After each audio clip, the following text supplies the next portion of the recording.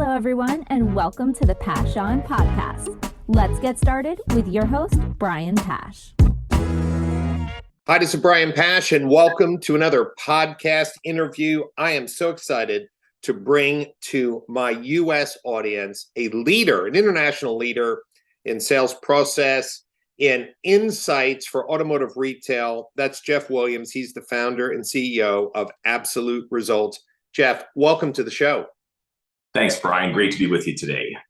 I am sure that when I mentioned international business leader focused on automotive retail, is that two broken down dealerships in some far corner of Europe? Let's give our listeners a little bit of the scale of the impressive track record you have internationally. Well, thanks, Brian. Very kind. We work on average any given year with about 900 individual dealerships over in Europe, with about 250 in the Australian market, and then a spattering of dealers in the Caribbean and Asia Pacific. We just did a campaign for a dealer in Brunei, New Zealand, so literally all over Europe, Asia Pacific, and North America. Great. And you're based in Canada. Tell me how you got into this crazy car business. It's like many of us, we stumbled into the car business as a first chance or a second chance opportunity. And 26 years ago, I stumbled into the business and first into the retail car business, then into the training business, and just kind of fell in love with it. And this I guess for me, it was a third chance, became my best chance, and gave the opportunity to build a business and build it around the world. Well, I echo that. I opened up probably my fourth business, which was a digital marketing company, and I was doing doctors and lawyers and restaurants, and kind of stumbled into automotive. Circle BMW in Eatontown, New Jersey was my first client, and from there fell in love with dealers and their passion for marketing. So, Jeff, if a dealer runs into you at a conference or in the elevator and they say, "Hey, what's Absolute Results? What do you do?" How do you answer that quick opportunity to make an impression on a dealer? Well, our mission, our vision is to help dealers unleash the potential in their business, and specifically to unleash the untapped potential in their customer portfolio, and then also in their sales teams. We look at stores and see so much untapped potential there. Well, you used a phrase, and we've gotten to know each other over the past 2 years on portfolio management. We're going to come back to that, but today more than ever, dealers need to be laser focused on their portfolio management. And another phrase that we've talked about, Jeff, is that lifetime value, and focusing on and measuring the penetration that you have in each household that sits in your DMS, the frequency by which we buy, and look for opportunities. So dealers, hold on, because there's going to be some opportunities for you to lock into some specific insights on portfolio management and your sales process. Let's start with this question. We know that the franchise laws in Europe are quite different than the U.S. There's been some upheaval. On our podcast, we've talked about Stellantis canceling EU dealer contracts, moving to an agency model. You and I personally have talked to agency model in Australia and over in Europe. So the role of the dealer in what I'm going to say a modern retail distribution model is changing. Ford just met with their dealers in Las Vegas. The headline news is that if Ford dealers want to sell EVs, there's going to be a range of investments anywhere from as little as $500,000 up to about $1.5 million.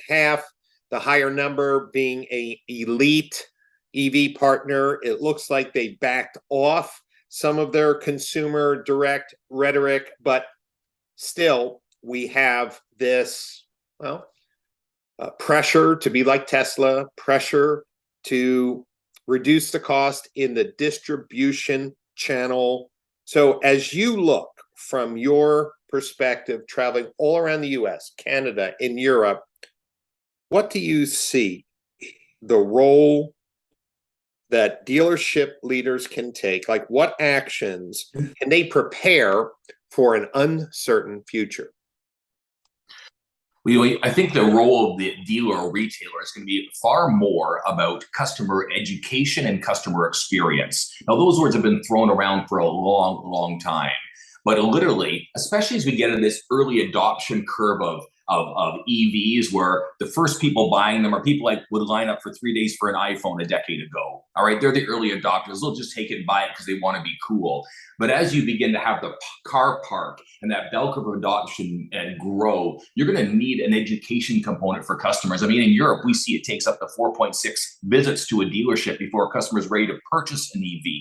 Right? So you've got this need to have a place where customers can go and get educated, can go for 2 test drives if that's what it takes, can have a consultative approach as they make this lifestyle change into a new product. And forget EVs, just the technology sophistication in the ICE or hybrid engines now today.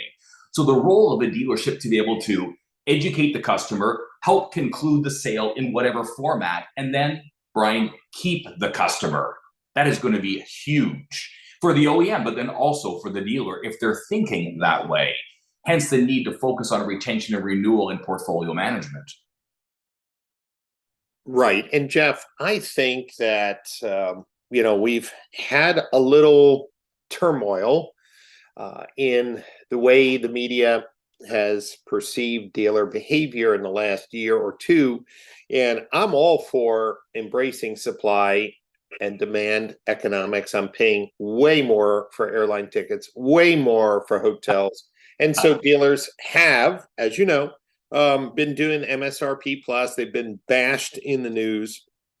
But at the Digital Marketing Strategies Conference in the Napa Valley in May, I asked dealers, are you doing MSRP plus? And about 3/4 were. And I followed up with a question, do you think that will hurt your dealership's brand loyalty? And over 80% said yes. So we're in this weird thing that dealers can't win. When 2008, 2009 happened and they were losing money, no one was running a GoFundMe campaign for the local dealers. And yet, here's the world we live in. And I'm thinking about the 2 areas your company focuses on, the sales process and portfolio management. I asked you, how can auto dealers prepare for the future? And I'm hearing training. What's the model of training for sales professionals? There's been a lot of money invested and probably equal amounts wasted on training. How do we find, train, and retain the next generation of sales professionals?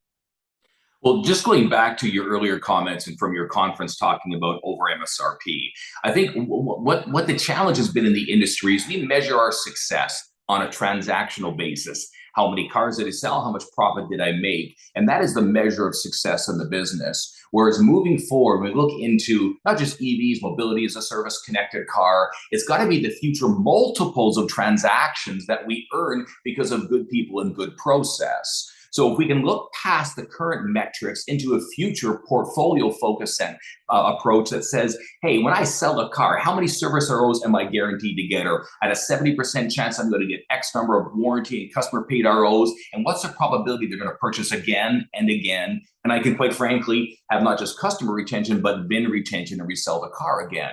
So there's a shift that has to happen on how we value our business, how we look at our business, and how we see the potential of our business.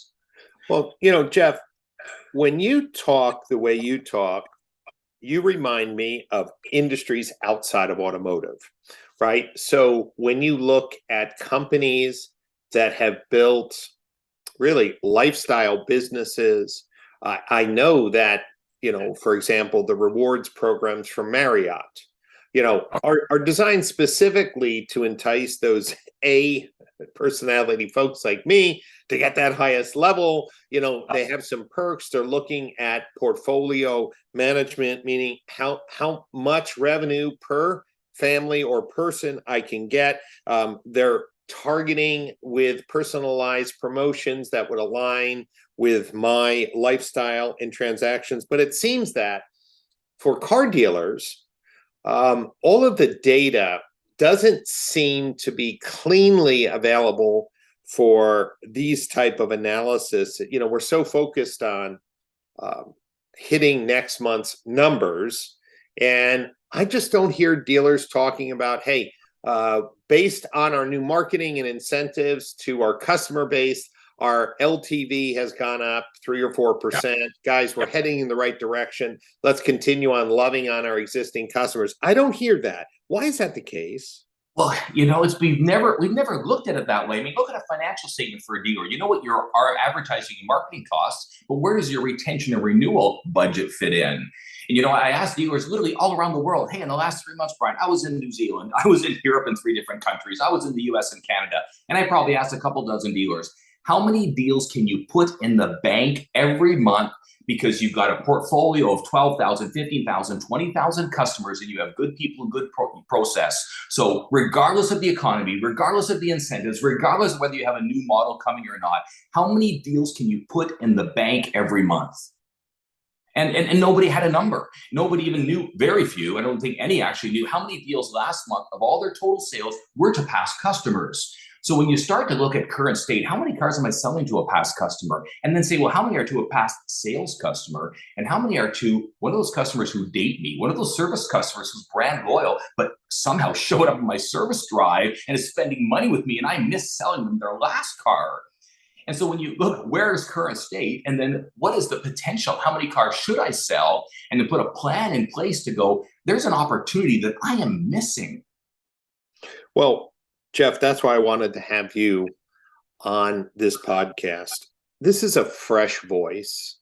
Dealers who are listening, general managers, how about chief information officers? Do you have the data that would really allow you to look at your portfolio, your customer portfolio, and all their transactions, and be intentional with a plan and execute that plan to measure that increase in LTV, that increase of transactions? Jeff, for people like myself who have never really seen advanced portfolio management, reporting or dashboards, is this something that your company builds based on their data? Or is it just something of a coaching process that, maybe use Excel spreadsheets or Google Sheets? What does it look like when we say, dealers, you need to see the upside of a portfolio management program? For sure. So we have built out the tools and the technology over the last 3 years. It really doubled down the last 2. And we have hundreds of North American dealers. And also we have over 100 dealers in Europe where we're getting data feeds weekly or daily. And we take those data feeds and we get a historical view of their data, sometimes going back 7, 8 years, and look at every single transaction, sales, service transaction, layer them on top of each other. So we can look at a dealer's portfolio and say, here's how many active customers you have. Here's the mix of customers, the ones who bought and never returned for service, the ones who buy and service, the ones who only service with you. Look at a model level, age of vehicle level, and the multiples of historical transactions, especially for those sales and service customers. And then say, and we literally take our tools and our technology and run it through some algorithms. And then we sit down with the dealer afterwards and go, we looked at your portfolio and here's the benchmarks we chose. We chose your retention rate of X. And we look at the potential in their portfolio. And then we give them a scorecard showing the last several years, month over month, how many total sales, how many to a past customer, how many to a service conversion opportunity, how many service ROs a day. So we begin to get an understanding. Here's current state. And then here's the potential. And then what would a plan look like to start to consistently grow by 3, by 5, by 10 portfolio deals a month? And what kind of processes do we need from a marketing and communication? And then what do we need about in our sales team? How do we engage our sales team in this vision? And how do we structure our sales team to maximize these opportunities that are right here? So Jeff, let's put the pencil to paper. If you walk into a dealership and you do the portfolio analysis, is there a goal, like we should be selling? I'm just using an example, we should be selling 3 cars into every household, 5 cars into every household. And if you could think of a dealer where you went in and where they were, and then 12, 18 months later, what would a typical improvement look like? That would be helpful, I think, for our listeners. Certainly. So indeed, we've been working with dealers where we've done this analysis over a year ago, and we've looked at their portfolio and look at their renewal and retention rates and saying how many deals are they getting every month. And then when we put campaigns in place, for example, using our Drive AI platform, a campaign to send an offer to every service customer every day, and a way for a salesman to start a conversation with a service drive customer, not in a way that's hunting, a way that's farming, but building relationship and connecting, right? And we put those strategies in place, and then we track the growth that we get of sales. And every month over month, we track it and look at it. Okay, we got 3 more portfolio deals this month, or we got 7 more this month, and then layer it month over month as well as year over year. So the key thing, and dealers are all about ROI, and I guess that's the fun and the challenging part of it. When you sit down with a dealer with these tools and say, we're going to help you move the needle, let's review every 30 days how we're moving the needle and what's the ROI on the spend that you and the investment you've made in your retention and renewal plan.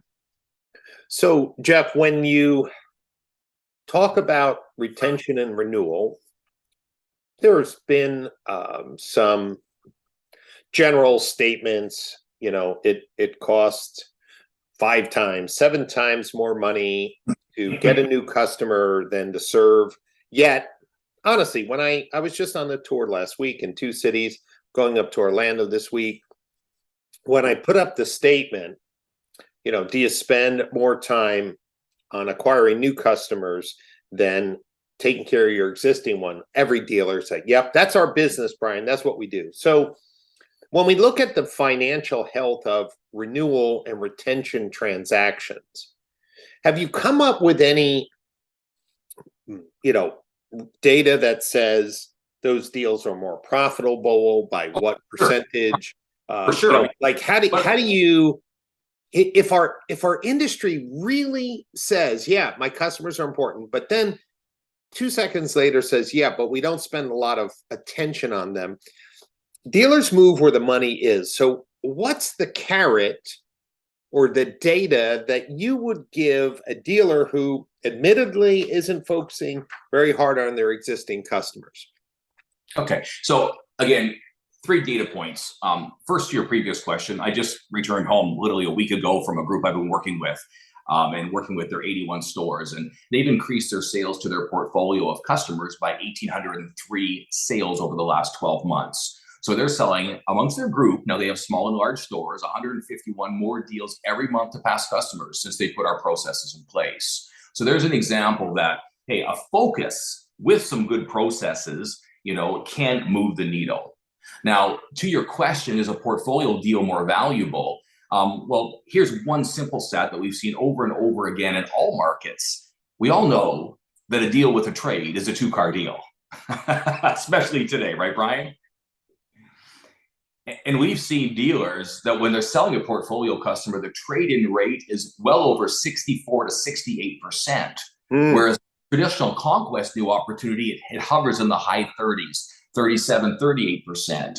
So when you can go and every deal where you have a 50% higher trade-in rate on a portfolio deal, you do the math right there on the profitability, not to mention the reconditioning and all the other things, just the 2 transactions you have the likelihood of having.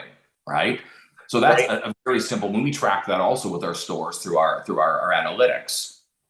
And Jeff, one thing that I was talking to a general manager, I was just asking him in these weird days of limited supply of new cars. I asked him, is he really locking down? And if someone, let's just say, is 50 miles away from their store, most likely not a service customer, will he sell the car? And to your point, he says, it depends. I go, depends on what? He's like, what they have for trade. And I'm like, oh, he says, yeah, we understand that we would want somebody to buy and service. But if they have a truck that's in high demand, or they have a vehicle that's high demand, I can make another $5,000 on that. And am I going to make $5,000 in service from this person over the next 2 years? Probably not, right? So you're absolutely correct that in general, your portfolio gives you more opportunities to acquire used cars at reasonable prices. And then we always have to realize that it is about the trade that dealers can really advance their bottom line profit. So when you think of the US market compared to the European market, do you feel that the larger dealer groups in Europe are more attuned to looking at portfolio management than in the US? My perspective is limited because I don't work with as many international companies as you do. Yeah, I would say they've been more focused on portfolio over in Europe. Several reasons. They don't have quite as sophisticated conquest marketing and marketing budgets and marketing tools and digital retailing tools. So they haven't had that. Also, the dealers in Europe, by and large, have really already been retailers or agents. They don't have the large spends and budgets. They rely on OEM to do a lot of the marketing and advertising, right? And there's also higher lease penetration typically over in Europe. It depends on the market and the brand. And so they haven't had the opportunity to make the large money in F&I because most dealerships don't have an F&I department, and there isn't the opportunity to make the F&I profitability there in the way the banking system is structured. So they've had to be a little more focused on portfolio management over there. But it's beyond just how they operate. It's the changes that are coming, and you see mobility as a service coming on strong in Europe. You see cities that are banning internal combustion engines from city cores. I mean, it's a bit of a different culturally there too. But a car business is still a car business. Is still the car business. Yeah, and if you take some of the excerpts from what the CEO of Ford here in the United States is saying, it's like he's saying we gotta eliminate $2,000 per vehicle of distribution costs. Okay, and so they're specifically quoting that, hey, we've learned a lot by analyzing Tesla. In order to be competitive, we have to be more efficient. And what I'm seeing in the service that you provide is that efficiency isn't just about cutting costs.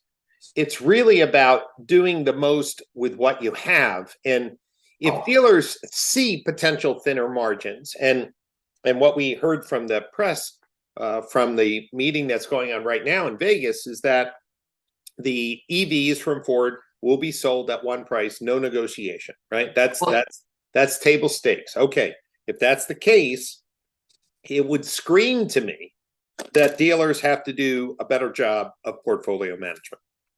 Well, certainly, because the OEM is counting on it. Let's just be real here, Brian. Every OEM is betting their company on the next generation of products. They're putting tens of billions into this next generation of products. So they're betting the company. So they're counting on their dealers and dealer groups to have a captive, loyal group of customers to foster a loyal customer base that they can dump the new products in consistently. And there's a captive audience for them, a friendly audience. They don't have to go and buy new business every time they have a new model and blow their brains out to educate the market because they've got a trusted dealer network that can reach out to customers.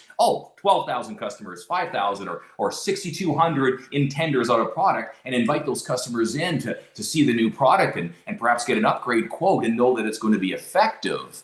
Yet the reality is today, and I shared some numbers with you, but the average dealer, from looking at hundreds of dealers in North America, less than 27% of their sales every month are to past customers. So they are reconquesting 73% of their business every month, yet they have thousands and tens of thousands of past customers that they're really not talking to unless they think the customer is an equity or they can buy. So the need for a strategy, a comprehensive communication strategy, your past customers is crucial moving forward. You're going to need it, especially as the market softens, whether it's a financial faltering of the market or any one of the multiple things that can happen, or whether it's your OEM bringing you a new product and you need a quick and efficient way to get that to market. Right. And one of the great things about the Modern Retailing Conference, and you're going to be doing a workshop entitled the Preparing for the Agency Model. And then the day before, you're joining me at the CXO Summit to talk about insights in portfolio management. These conversations have to be part of a modern retailing strategy. I know you have a passion for the car business. I know your teams who are spending thousands of hours a month talking with dealers, working hand in hand. And so I wanted to make sure that the dealers who are listening to this fresh voice, a voice of experience, that they know about two things. You have a portfolio audit, which is basically a portfolio performance and potential review strategy, and a sales process audit. And that would be looking at their current sales process, looking for weaknesses. And there's many sales coaches and trainers on the market. I do believe you have a different approach because it's integrated with portfolio management. So let's talk about this. If a dealer said, hey, Jeff, what does your portfolio audit look like? Could you take a minute and let the dealer know at a high level what they can expect? Sure, I'd be happy to do that, Brian. When we do those analysis or audit, don't like the word audit, but we really want to look and see what is your current state, what is the health of your data. So we do an import from your DMS and CRM and do an analysis, create some dashboards, give you access to them, give you a look at the health of your data. We actually take every single customer in your portfolio and we give them a score. We give them a score based on their probability to renew, based on where they are in their ownership cycle, and hundreds of factors like how often they've been in for service, and the model they're driving and how far they are from your store. So we give them a score on the potential of a probability of purchase, but also on the probability of defection. So we rate their loyalty as well as the propensity to purchase.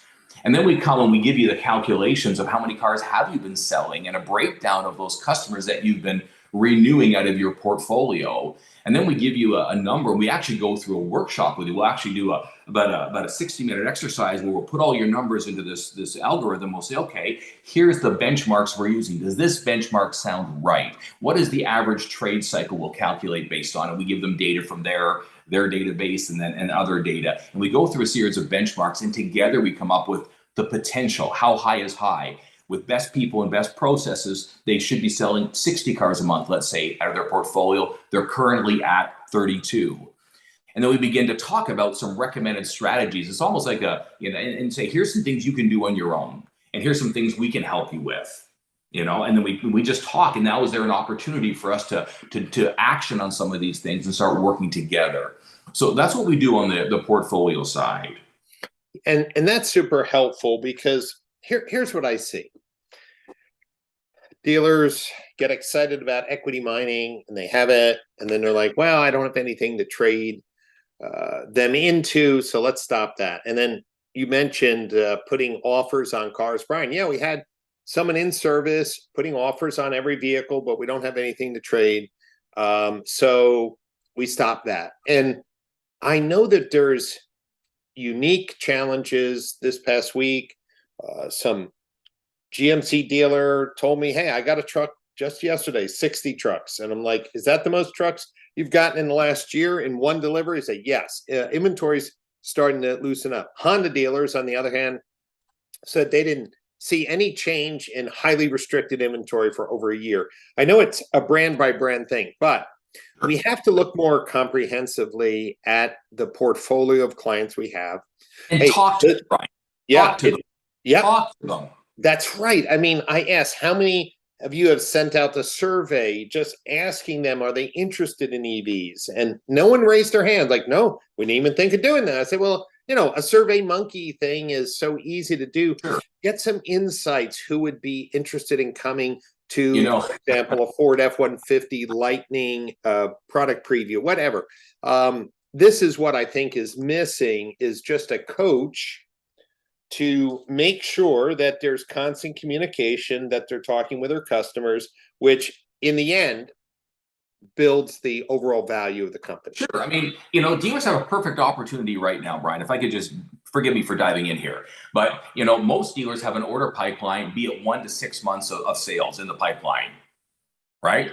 And so they've got this order pipeline there, and in some cases it's growing or it's stagnant or it's starting to drop as deliveries come in. So what an portfolio opportunity to begin to go, let's look at this pipeline of sold orders. All right. And let's say our goal is to always have 3 months of sold orders or 4 months of sold orders. How do we keep those sold orders coming in? Well, why don't we start reaching out to customers in our portfolio, not when they're ready to buy, but before they're ready to buy. Reach out to customers, say at 30 months of ownership, invite them in for an order consultation.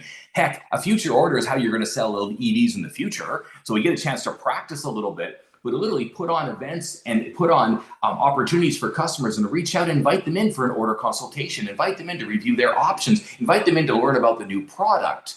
So powerful thing to do. I remember at the beginning of the pandemic, 60 days in, dealers are like, what do I do? It's a pandemic. I don't want to reach out to customers and try to sell them a car.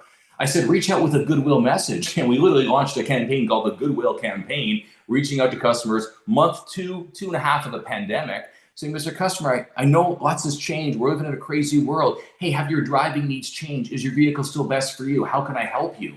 And that turned into one of our most successful sales campaigns ever, a Goodwill campaign. So being creative on ways to communicate with customers, it's key, because not talking to them is not an option. It's not going to build loyalty when they don't hear from you.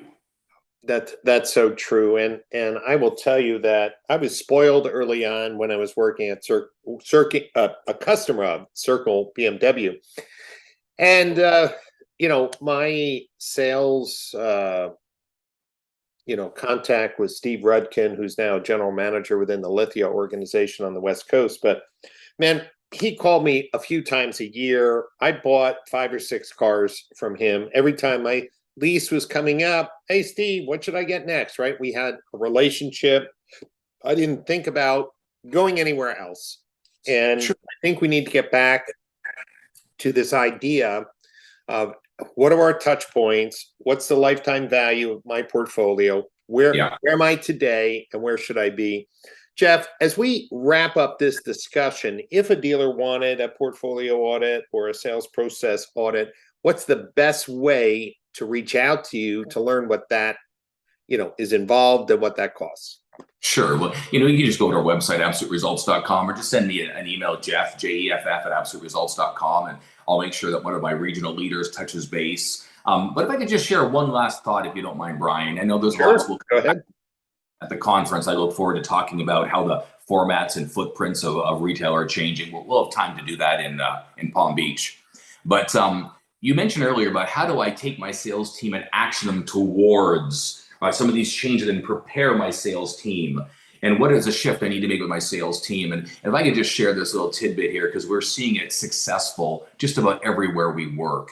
We know that as dealers move to a more product education and experience role in retailing, their sales teams need to move from a pure sales culture to a service and sales culture.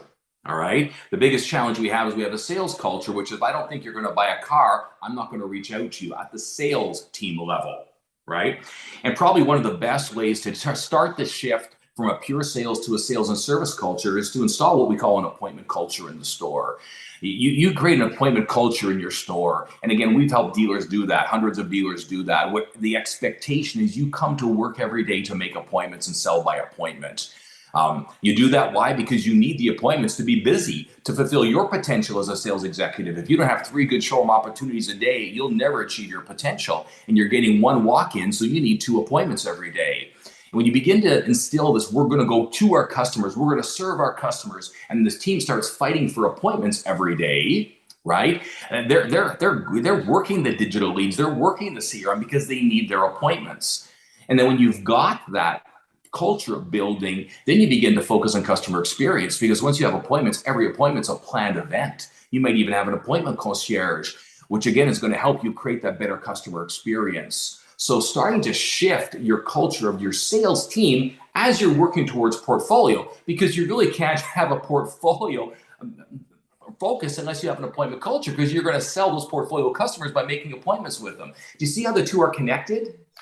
Absolutely. Absolutely. And I love just simplifying it, that you have a laser focus and a expectation of what this job is each day. Say your job is to have at least 3 appointments a day, period. Now, how you get that, I'm going to give you the tools, I'm going to give you the access, I'm going to give you the training. But that's your best path for success. Don't wait for the up bus to come. And I love how you're taking care of both sides of the business, which is data-driven planning with setting an appointment culture. And for the dealers who are listening here today, we love the passion that we hear from, Jeff. And I will also tell you that Jeff is a man of integrity. And that's really important for me as well, because as we work to build our businesses, you want people who have the potential, the insights, and the wisdom to encourage your teams, to lead them forward. And that's why I love what Jeff has done at Absolute Results. If you're listening to this podcast for the first time, you should know that I interview automotive disruptors, leaders, and innovators. And there's dozens of interviews on your favorite podcast channel. Just look for Brian Pash Podcasts, and you'll see all the episodes. You can also go to brianpash.libsyn, that's libsyn.com, for all of the episodes that we've had over the years. And keep in mind that Jeff is coming to Palm Beach. November 13th, 14th, and 15th is the Modern Retailing Conference. He'll be doing a workshop there. The day before, he's meeting with elite dealer group leaders at the Automotive CXO Summit. And he'll also be doing a workshop there. So if you want to maximize the opportunity to, build your business in a new way to maximize its value eventually for you, your family, and your legacy, make sure you reach out to Jeff at absoluteresults.com or get your tickets to the Modern Retailing Conference. And I'm just going to remind everyone, it will sell out. And you just need to go to modernretailingconference.com, lock in your tickets. This is a conference of education. So general managers, owners, sales managers, fixed ops directors, marketing managers, all come together to learn. Check out the agenda. It's jam-packed. You will not be disappointed. And being in Palm Beach in November means beautiful weather. Jeff, I think it will be a little warmer in Palm Beach compared to where you live. Oh, I'm sure it'll be. We'll be in our rainy season, no doubt here. So I'm looking forward to being with you, Brian, and so many other great dealers who love the car business, who are good people, and who just want to win and want to win today and tomorrow. Yes, I love that. I love that. Well, Jeff, thanks for being on the show. Thanks for sharing your passion and insights. And for all our listeners, I'm excited that this is one of a number of interviews we're doing on our road to the Modern Retailing Conference. So we're releasing 3 podcast interviews each week from speakers, educators, and leaders who will be at the conference. So check out who's coming, listen to their vision for automotive retail, and then I'll see you in Palm Beach in November. Have a great day, and I'll see you next time on another podcast session.